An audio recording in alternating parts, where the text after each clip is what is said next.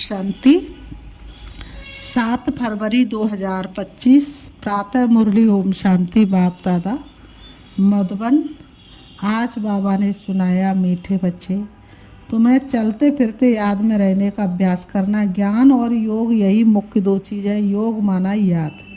मीठे बच्चे, तुम्हें चलते फिरते याद में रहने का अभ्यास करना है। ज्ञान और योग यही दो मुख्य चीज़ें हैं। योग माना याद। आज की मुरली से बाबा ने प्रश्न किया, अक्लमंद होशियार बच्चे कौन से बोल मुख से नहीं बोलेंगे? अक्लमंद होशियार बच्चे कौन से बोल मुख से नहीं बोलेंगे? उत्तर में बाबा ने बताया, हमें योग सिखलाओ। ये बोल अक्लमंद बच्चे नहीं बोलेंगे। बाप को याद करना सीखना होता है क्या? बाबा कहते, बाप को याद करना सीखना होता है क्या? ये पाठशाला है, पढ़ने पढ़ाने के लिए, ऐसे नहीं याद करने के लिए कोई खास बैठना है। बाबा ने कहा, ऐसे नहीं याद करने के लिए कोई खास बैठना, तुम्हें कर्म करते बाप को याद करने का अभ्यास करना है। कर से कर्म करो विदनाना और मन राखो जा कृपा निधाना। मन कहाँ रखना है? बाबा के पास रखना है।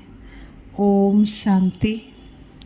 अब रूहानी बाप बैठ रूहानी बच्चों को समझाते हैं। बच्चे जानते हैं रूहानी बाप इस रथ द्वारा हमको समझा रहे हैं। किस रथ द्वारा? ब्रह्मा बाबा के रथ के द्वारा। बाबा ने कहा, बाबा कहते हैं, अब जब कि बच्चे हैं तो बाप को व किसी बहन व भाई को कहना कि मुझे बाबा को याद करना सिखलाओ, ये रॉन्ग हो जाता है। तुम कोई छोटी बच्चियां तो नहीं हो ना? ये तो जानते हो मुख्य है रूह, वह तो है अविनाशी, शरीर है विनाशी। बड़ा तो रूह हुआ ना। अज्ञान काल में ये ज्ञान किसको नहीं रहता है कि हम आत्मा हैं। शरीर द्वारा बोलते हैं, देह अभिमान में आकर ही बोलते हैं मैं ये करता हूँ। अभी तुम देही अभिमानी बने हो। जानते हो आत्मा कहती है मैं इस शरीर द्वारा बोलती हूँ, कर्म करती हूँ, आत्मा मेल है। बाप समझाते हैं, ये बोल बहुत करके सुने जाते हैं। कहते हमको योग में बिठाओ। सामने एक बैठते हैं इस ख्याल से कि हम भी बाबा की याद में बैठे, ये भी बैठे। अब पाठशाला कोई इसके लिए नहीं है। पाठशाला तो पढ़ाई के लिए है, बाकी ऐसे नहीं। यहाँ बैठकर सिर्फ तुम्हें याद करना है।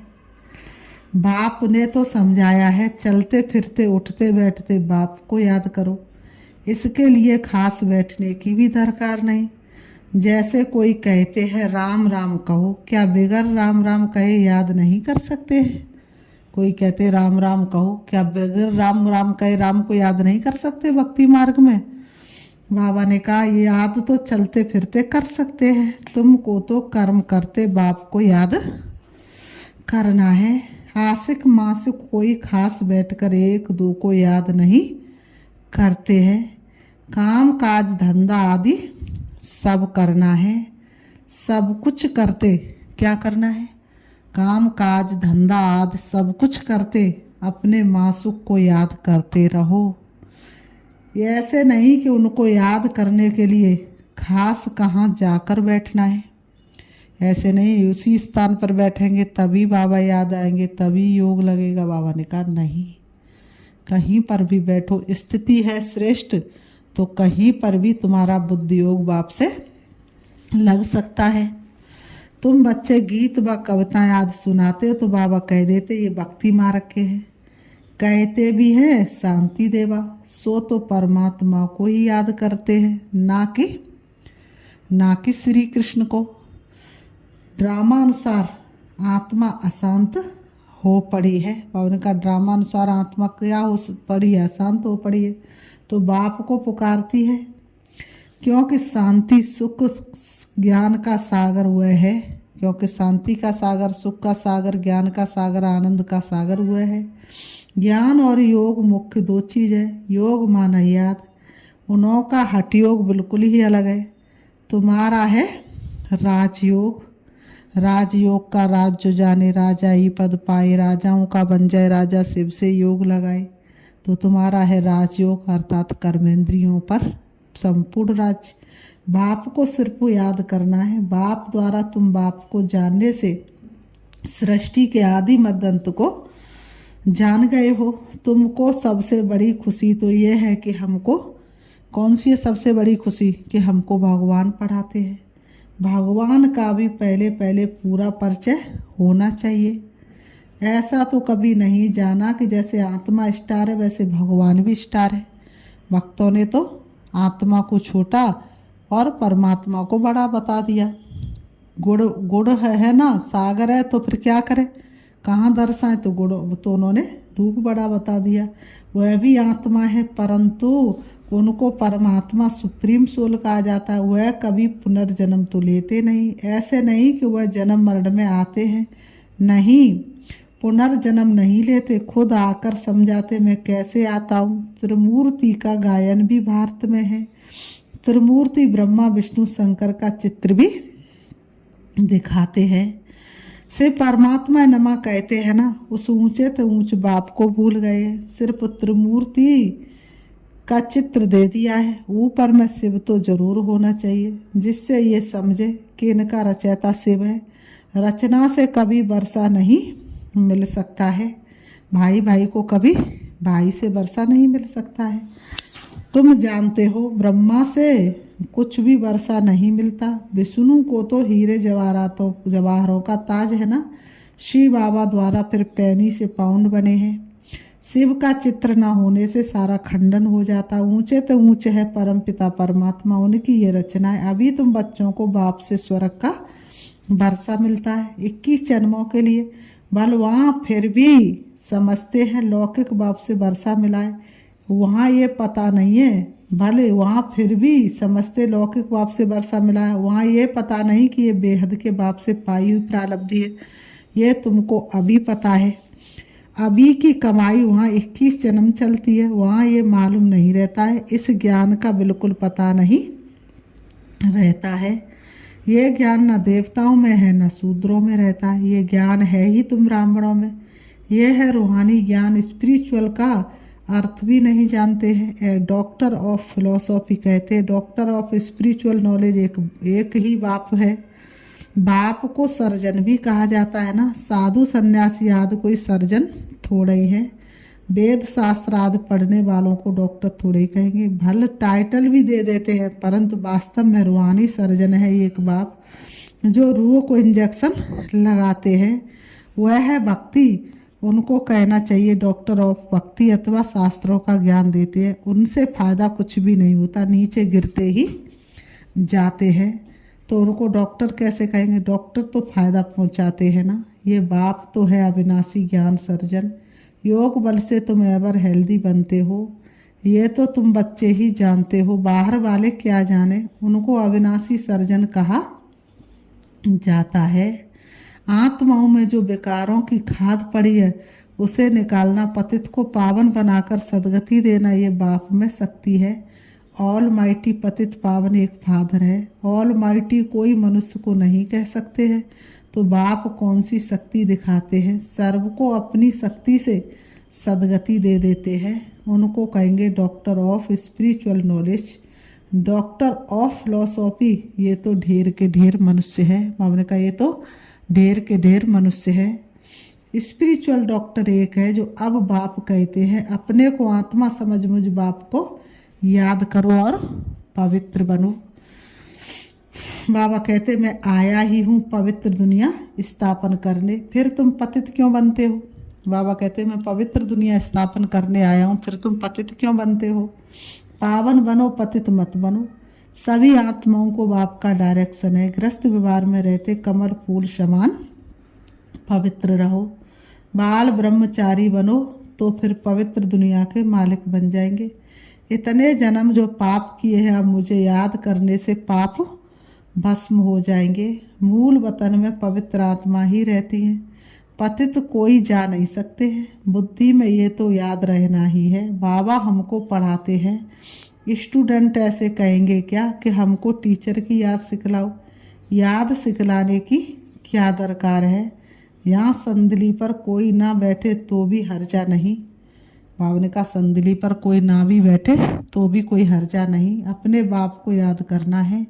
तुम सारा दिन धंधे धोरी याद में रहते हो तो भूल जाते हो, इसलिए यहाँ बिठाया जाता है। ये 10-15 मिनट भी याद करे।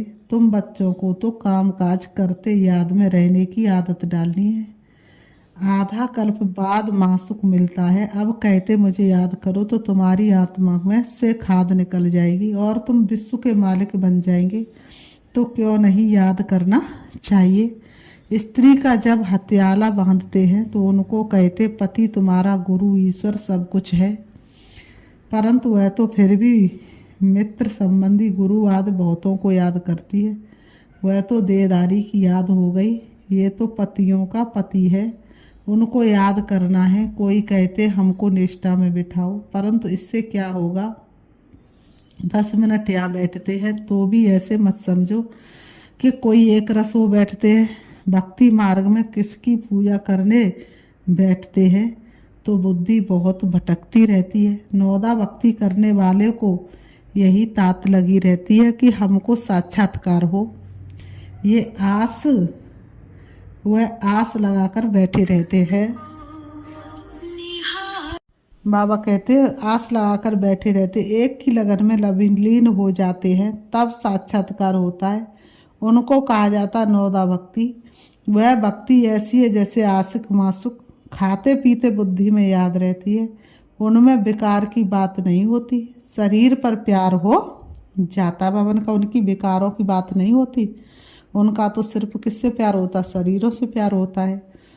बाबा ने कहा एक दो को देखने बगैर रह नहीं सकते। अब तुम बच्चों को बाप ने समझाया है। मुझे याद करने से तुम्हारे विकर्म विनाश होंगे। बाबा ने कहा।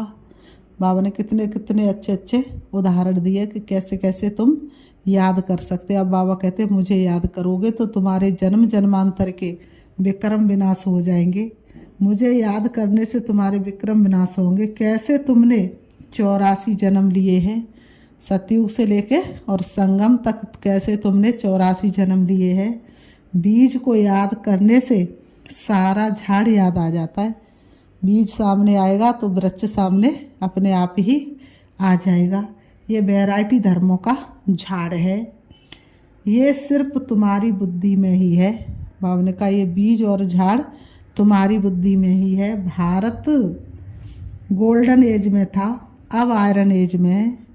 बाबा कहते ये अंग्रेजी अक्षर अच्छे हैं, इनका अर्थ अच्छा निकलता है। ये अंग्रेजी अक्षर बहुत अच्छे, इनका अर्थ बहुत अच्छा निकलता है। आत्मा सच्चा सोना होती है, फिर उनमें खाद पड़ती है। आत्मा जब परम धाम से आती है तो कैसी होती है, सच्चा सोना होती है, लेकिन धीरे धीरे 5 विकारों की खाद उनमें पड़ जाती है। अभी बिल्कुल झूठी हो गई है। इनको कहा जाता आयरन एजेड। आत्मा आयरन एजेड होने से जेवर भी ऐसा हो गया है। अभी बाप कहते मैं पतित पावन हूँ। शिव बाबा कहते मीठे बच्चे मैं पतितों को पावन बनाने वाला हूँ। माँ में कम याद करो, तुम मुझे बुलाते हो हे पतित पावन। आओ मैं कल्प कल्प आकर तुमको ये युक्ति बताता हूँ। मन मनावम मध्याजीभव अर्थात स्वर्ग के मालिक बनो। बाबा कहते कोई कहते हमको योग में बहुत मज़ा आता है, कोई कहते हमको तो योग में बहुत मज़ा आता है। ज्ञान में इतना मज़ा नहीं, बस योग करके ये भागेंगे, मुरली नहीं सुनेंगे, मुरली में इंटरेस्ट नहीं होगा। बाबा के कमरे में आएंगे, बैठेंगे और भागेंगे। बाबा ने कहा योग भी अच्छा लगता है। कहते हमको तो शांति चाहिए। अच्छा बाप को तो कहाँ भी बैठ याद करो, याद करते करते तुम शांति धाम में चले जाएंगे। इसमें योग सिखलाने की बात ही नहीं, बाप को याद करना है। ऐसे बहुत है जो सेंटर्स पर जाकर आधा पौना घंटा बैठते हैं, कहते हमको निष्ठा कराओ, या तो कहेंगे बाबा ने प्रोग्राम दिया है निष्ठा का। यहाँ बाबा कहते हैं चलते फिरते याद में रहो, ना से तो बैठना अच्छा है। बाबा मना नहीं करते हैं, भल सारी रात बैठो। बाबा मना थोड़ी नहीं करते, बाबा कहते भल सारी रात बैठो, परंतु ऐसी आदत डालनी थोड़ी डालनी है कि बस रात को ही याद करना है। रात को याद आएगी और दिन में बिल्कुल याद बाबा की नहीं आएगी। आदत ये डालनी है कि काम काज करते याद करना है। इसमें बड़ी मेहनत है। बुद्धि घड़ी घड़ी और तरफ भाग जाती है।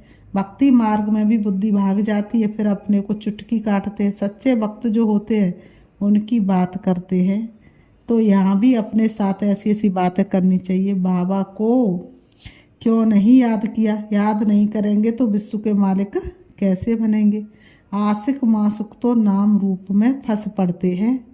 बाबा कहते हैं आशिक मासुक तो नाम रूप में फंसे रहते हैं। यहाँ तो तुम अपने को आत्मा समझ बाप को याद करते हो। हम आत्मा इस शरीर से अलग है। शरीर में आने से कर्म करना होता है। बहुत ऐसे भी है जो कहते हम दीदार करें। अब दीदार क्या करेंगे?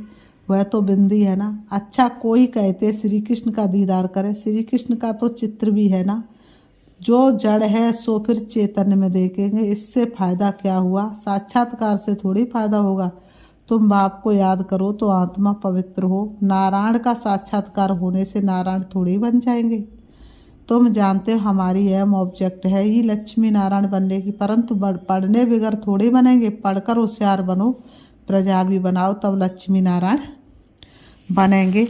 मेहनत है। पास विद ऑनर होना चाहिए, जो धर्मराज की सजा न मिले। ये मुरब्बी बच्चा भी साथ है। ये भी कहते हैं तुम तीखे जा सकते। बाबा के ऊपर तो कितना बोझा है। सारा दिन कितने ख्यालात करने पड़ते हैं। हम इतना याद नहीं कर सकते। भोजन पर थोड़ी याद रहती, फिर भूल जाते। समझता हूँ बाबा और हम दोनों सैर करते करते बाबा भूल जाता है। खिसकनी वस्तु है ना, घड़ी घड़ी याद खिसक जाती है। इसमें बहुत मेहनत है। याद से ही आत्मा पवित्र होनी है। बहुतों को पढ़ाएंगे तो ऊंच पद पाएंगे। जो अच्छा समझते हैं वह अच्छा पद पाएंगे। प्रदर्शनी में कितनी प्रजा बनती है। तुम एक एक लाखों की सेवा करेंगे और फिर अपनी भी अवस्था ऐसी चाहिए। कर्मातीत अवस्था हो जाएगी, फिर शरीर नहीं रहेगा। आगे चल तुम समझेंगे। अब लड़ाई जोर हो जाएगी, फिर ढेर तुम्हारे पास आते रहेंगे। महिमा बढ़ती जाएगी। अंत में सन्यासी भी आएंगे, बाप को याद करने लग पड़ेंगे। उनका पाठ ही मुक्ति धाम में जाने का है। नॉलेज तो लेंगे नहीं। तुम्हारा मैसेज सभी आत्माओं तक पहुंचना है। अखबारों द्वारा बहुत सुनेंगे। कितने गांव हैं, सबको पैगाम देना। मैसेंजर पैगंबर तुम ही हो। पतित से पावन बनाने वाला और कोई है नहीं सिवाय बाप के। ऐसे नहीं कि धर्म स्थापक किसको पावन बनाते हैं। उनका धर्म तो वृद्धि को पाना है। वह वापस जाने का रास्ता कैसे बताएंगे? सर्व का सदगति दाता एक है। तुम बच्चों को अब पवित्र जरूर बनना है। बहुत है जो पवित्र नहीं रहते हैं। काम महाशत्रु है ना। अच्छे अच्छे बच्चे गिर पड़ते हैं। कुदृष्टि भी काम का ही अंश है। ये बड़ा शैतान है। बाप कहते इस पर जीत पहनो तो जगत जीत बन जाएंगे। फिर बाबा कहते अच्छा, मीठे मीठे सिक्की रते बच्चों प्रति माता पिता बाप दादा का याद प्यार और गुड मॉर्निंग। रूहानी बाप की रूहानी बच्चों को नमस्ते। हम रूहानी बच्चों की रूहानी बाप दादा को याद प्यार और नमस्ते नमस्ते नमस्ते। धारणा के लिए मुख्य सार नंबर 1, काम काज करते याद में रहने की आदत डालनी। बाप के साथ जाने का पावन नई दुनिया का मालिक बनने के लिए पवित्र जरूर बनना है। बाबा कहते पवित्र जरूर बनना है। ऊंच पद पाने के लिए बहुतों की सेवा करनी है।